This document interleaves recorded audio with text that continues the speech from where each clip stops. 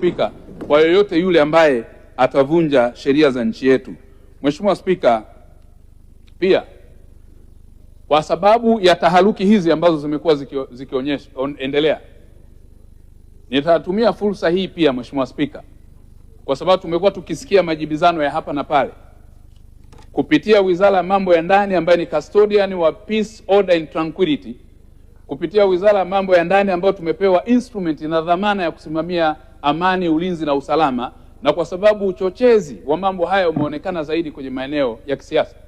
Mheshimiwa Spika, kupitia bunge lako tukufu, na mwelekeza IGP Wambura asitoe vibali kwa kazi zozote zitakazokuwa zinahusiana na kufanya mikutano ya hadhara katika kipindi hiki kwa chama chochote, iwe Chama cha Mapinduzi, iwe chama chochote kile.